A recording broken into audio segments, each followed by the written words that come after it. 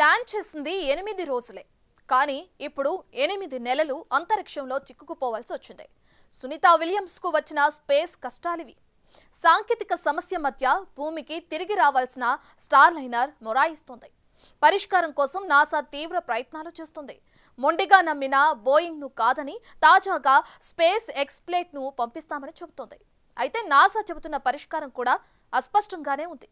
ఇంతకీ ఐఎస్ఎస్ నుండి సునీత రిటర్న్ ఎప్పుడు? అసలు ఇంత పెద్ద సమస్య ఎందుకు వచ్చింది? నాసా ఫెయిల్ అవుతుందా?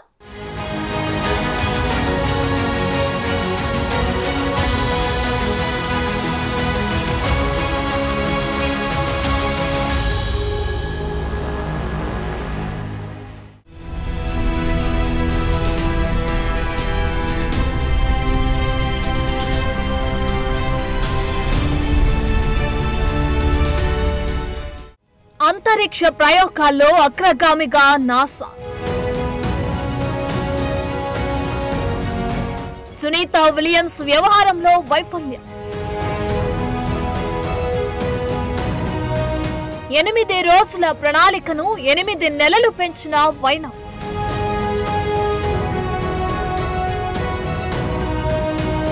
కారణాలు ఎన్నున్నా కనిపిస్తున్న లోపం.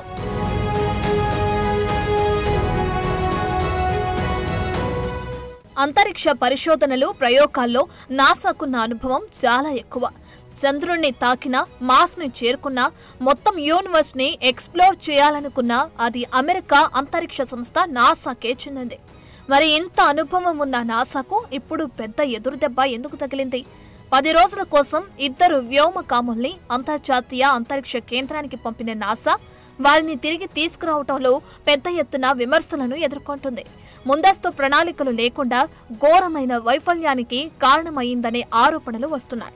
ఎందుకిలా జరిగిందనే దానికి కారణాలున్నప్పటికీ దాని వెనుక లోపాలు కూడా చాలానే కనిపిస్తున్నాయి. మొన్నటి వరకు బోయింగ్ ని మొండిగా నమ్ముతూ వచ్చిన నాసా ఇప్పుడు స్పేస్ ఎక్స్ సహకారం అనవసరంగా భావించింది. అయితే ఎందుకింత ఆలస్యం అవుతుంది? ఏ నిర్ణయమైనా సక్రమంగా అమలు చేస్తుందా?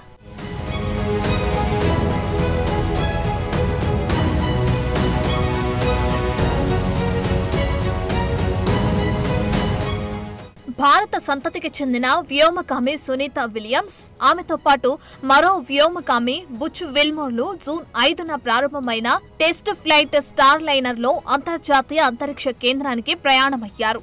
అయితే స్టార్లైనర్ లో హీలియం లీక్లు, థ్రస్టర్ వైఫల్యాలు వంటి అనేక సమస్యలు ఎదురయ్యాయి. ఇలాంటి ఎదురుదెబ్బలు ఉన్నప్పటికీ స్టార్లైనర్ వ్యోమకాముల భద్రతకు భరోసా ఇస్తుందని నాసా అధికారులు హామీ ఇచ్చారు. కానీ పరిస్థితులు తారుమారయ్యాయి. బోయింగ్ కంపెనీ తయారు చేసిన స్టార్లైనర్ స్పేస్ షిప్ లో ఉన్న 2 వ్యోమకాములు సురక్షితంగా అంతరిక్ష కేంద్రానికి చేరుకున్నప్పటికీ తిరిగొచ్చే సమయానికి సాంకేతిక సమస్యలు ఎదురయ్యాయి. మిషన్ వ్యవధి దాటేసి వారాల సమయం అవుతుంది. ప్రారంభంలో 10 రోజులు మాత్రమే ఉండేలా ప్రణాళిక చేసింది నాసా. కానీ మిషన్ లో సాంకేతిక సవాళ్లున్నాయని రోజుల తరబడి తిరుగు ప్రయాణాన్ని వాయిదా వేస్తూ వచ్చింది.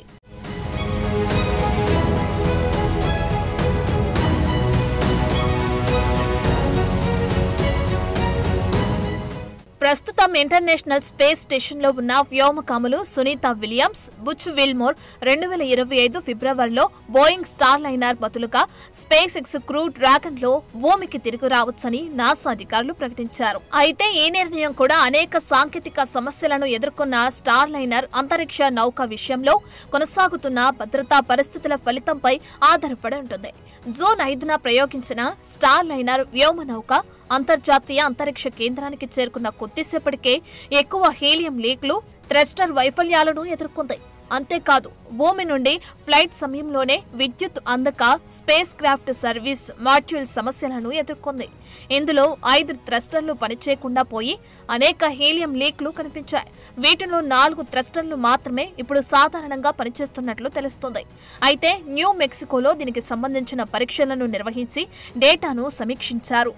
అయితే థ్రస్టర్లు వేడెక్కితే టెఫ్లాన్ సీల్స్ వార్ఫ్ అవుతాయని, తర్వాత ప్రొపెల్లెంట్ ప్రవాహాన్ని పరిమితం చేసి థ్రస్ట్ను బలహీనపరుస్తాయని తాజా పరీక్షల డేటా వెల్లడించింది. దీనితో సాంకేతిక సమస్యలున్న స్టార్ లైనర్ను తిరిగి భూమిపైకి రప్పించాలా లేదా క్రూ డ్రాగన్ ని ఉపయోగించే ప్రత్యామ్నాయాన్ని ఎంచుకోవాలా అనే విషయంలో నాసాలో అంతర్గత విభేదాలొచ్చాయి.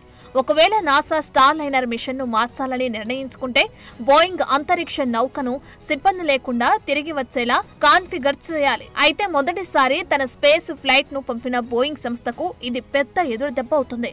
నిర్వహణ సమస్యలు, ఇంజనీరింగ్ సమస్యలతో సహా స్టార్ లైనర్ ను అభివృద్ధి చేయడంలో అనేక సవాళ్లను ఎదుర్కొన్న బోయింగ్ కు అవమానం జరిగినట్లే భావించాలి.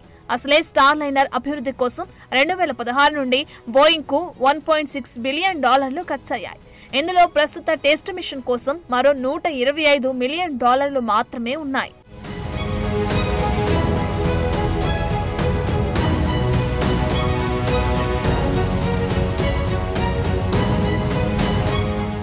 ప్రస్తుతం సునీతా విలియమ్స్, బుచ్ విల్మోర్ కోసం రాబోయే క్రూ డ్రాగన్ లాంచ్ లో 2 సీట్లను ఖాళీగా ఉంచడానికి నాసా స్పేస్ ఎక్స్ తో చర్చలు చేస్తుంది. ఈ అనుకోని ప్లాన్ వల్ల ఎప్పుడో భూమికి రావాల్సిన వారు 2025 ఫిబ్రవరిలో రావచ్చని అంచనా వేస్తున్నారు. వారిని భూమికి తిరిగి తీసుకురావడానికి స్పేస్ ఎక్స్ క్రూ 9 మిషన్ ను ఈ ఏడాది సెప్టెంబర్లో ప్రారంభించాల్సి ఉంటుంది. అయితే క్రూ డ్రాగన్ వ్యోమ నౌక కేవలం 2 ప్రయాణికులను మాత్రమే ISS కి తీసుకువెళ్లేలా తయారు చేసింది. ఇందులో సునీత విల్మోర్లు క్రూ 9 బృందంతో తిరిగి రావడానికి క్రూ డ్రాగన్ ను మరింత అభివృద్ధి చేయాల్సి ఉంది. అయితే ముందు వెళ్లిన స్టార్ లైనర్ క్యాప్సూల్ కు గరిష్టంగా 90 రోజుల సామర్థ్యం మాత్రమే ఉంది. అయితే ఇది 63 రోజులు ISS కి డాక్ చేశారు. ఇక రాబోయే మిషన్ క్రూ డ్రాగన్ ఉపయోగించాల్సిన అదే పోర్ట్ ను స్టార్ లైనర్ కూడా ఉంది. దాన్ని తొలగించి క్రూ డ్రాగన్ ను డాక్ చేయడానికి అనుగుణంగా నాసా ఇప్పటికే క్రూ 9 మిషన్ ను 1 నెల కంటే ఎక్కువ ఆలస్యం చేసింది.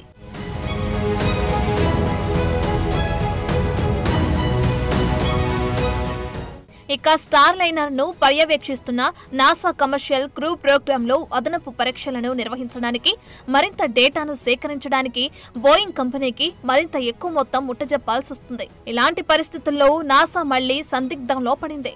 స్పేస్ లో ఇరుక్కుపోయిన ఇద్దరిని తీసుకురావడానికి స్టార్ లైనర్ ని రిపేర్ చేసి దాన్నే ఉపయోగించాలా లేదంటే క్రూ డ్రాగన్ ని ఉపయోగించాలా అనే దానిపై నాసా మరికొన్ని రోజుల్లో నిర్ణయం తీసుకోవచ్చని అంటున్నారు. అయితే ఇందులో ఎన్ని సవాళ్లున్నా స్టార్ లైనర్ లేదా క్రూ డ్రాగన్ లో వ్యోమగాముల్ని సురక్షితంగా భూమికి తిరిగి తీసుకురావడంలో నాసా కట్టుబడి ఉందని అధికారులు చెబుతున్నారు. ఇక్కడ నిర్ణయాల కోసం సమయం పొడిగించే కొద్దీ అక్కడ అంతరిక్ష కేంద్రంలో ఉన్న ఆహారం, ఇతర జీవన వనరులన్నీ ఖాళీ అవుతున్నాయి. అంతకు మించి 8 రోజుల కోసం వెళ్లిన వ్యోమగాముల ఆరోగ్యం విషయంలో ఆందోళన కూడా పెరుగుతోంది.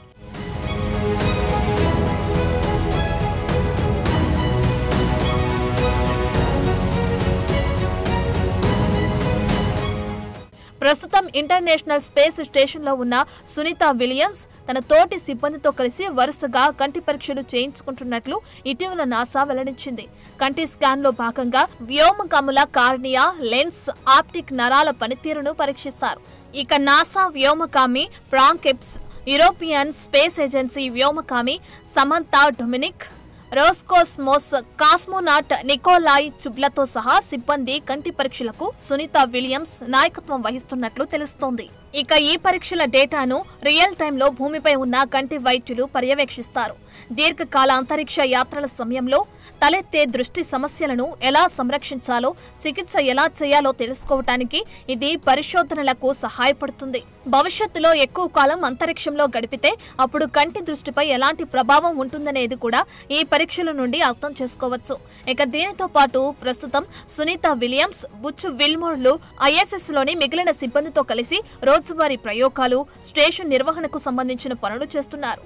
అన్నిటికన్నా ఎక్కువగా భూమికి తిరిగి రావటానికి ఎదురు చూస్తూ ఉన్నారు.